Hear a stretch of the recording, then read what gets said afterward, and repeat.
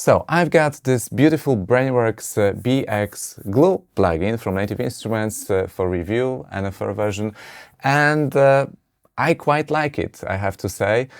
It looks on the front like a standard VCA compressor emulation, but actually it has a lot of additional features to offer. Look, there is a tone emulation here, so we've got different transformer sounds, different saturation modes, and also we've got a mix knob for parallel compression, great auto gain function for comparisons, and also quite comprehensive sidechain and emphasis settings, so you can do quite a lot with this single plugin. I prepared 3 different examples, so 3 different use cases, so you can see for yourself if it's something you might actually like or need.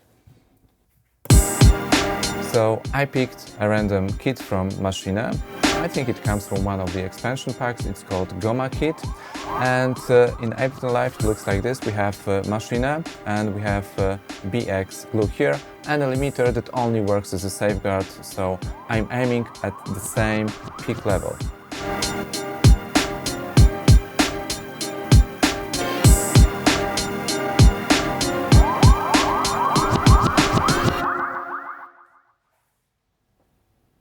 As you can see, the mix knob is at 50%, which means we have parallel compression here. And quite heavy compression is actually mixed to the signal, so it fills it from the bottom up. Look, I set the ratio at 4:1, and I use the shortest attack possible, because the biggest mistake most people make when trying to do the parallel compression, they set too high attack, so all the transients go through and then they add up to the original signal. And I really want to have the signal which is compressed quite heavily, so let me show you how it sounds 100% wet now.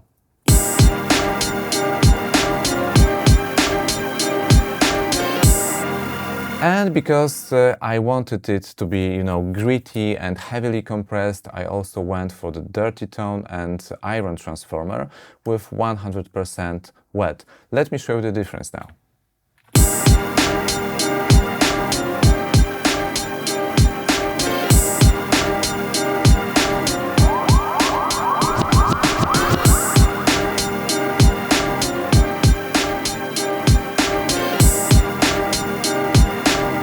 So I hope you could hear this, this saturation, this filling up from the bottom. And actually, if you look at the gain reduction meters, you should see that the high range is compressed much more than the low end, and there are 2 reasons for that. Mostly because I used, sidechain, and let's listen to the sidechain now. So I used the high-pass filter at 220 Hz, and I also added emphasis. So the compressor hears mostly high frequencies, and that is why they are compressed so heavily now. So the compressed signal can be listened to by, pressing the ambience button here. Let me show you that.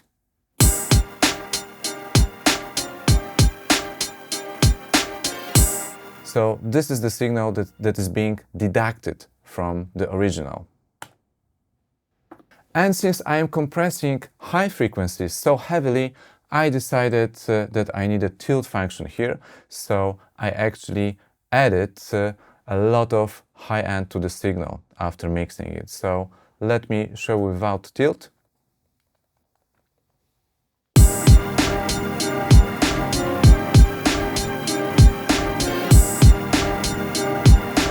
And now I can just tilt the signal. So it's much brighter now. So one more time with and without compression.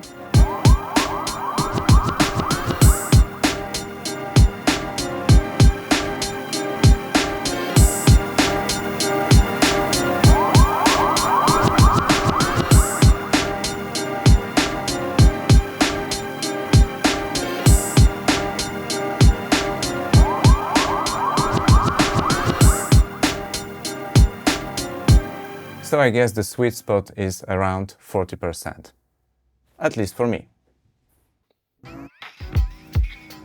So I've got another cool example for you. This time I went for higher mix settings and I changed the balance between high and low, so I made it sound a little bit beefier. Look at the original drums here.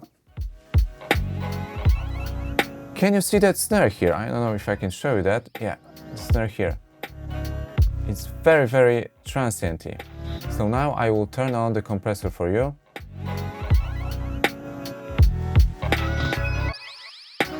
So as you can see now, snares and kicks are quite similar.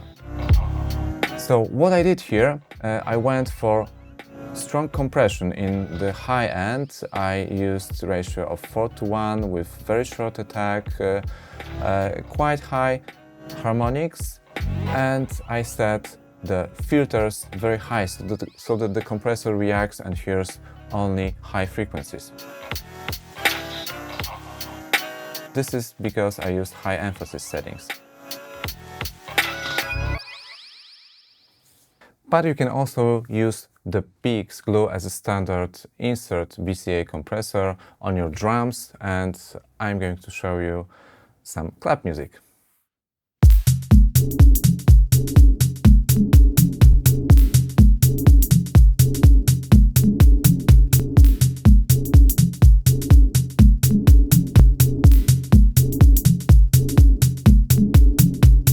So of course I use the auto gain function so that the level before and after is the same, as closely as possible.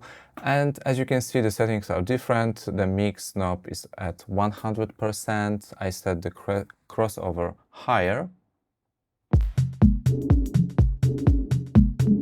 And I'm actually compressing the low end a little bit more with 4:1 ratio and very long attack, so that the pulse, that the kick and bass is not compressed. Some healthy dose of saturation here, but in a classic mode, very transparent, quite glossy and nice, so very subtle. And of course the sidechain is on so that the compressor reacts mostly to mid and high frequencies. However, if you turn on ambience now, you'll hear that the bass is also compressed quite a bit. But not the low end. That is why overall it is much more beefier altogether. One last time.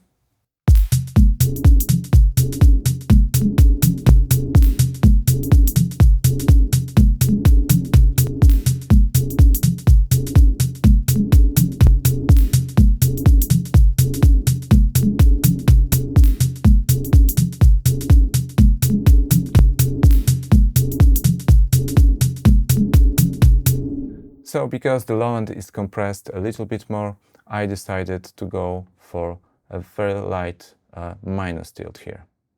So I think Brainworx did a very nice job. The compressor sounds very subtle, but it has this nice beefiness and rounding factor to it. It's probably because it emulates this VCA character, but also we have this transformer emulation here, and overall there is lots of control here, so we can really shape your sound. You can make it a little bit darker and a little bit beefier if you want, but also you can compress high-end quite heavily with no artifacts, and it should sound pretty good actually.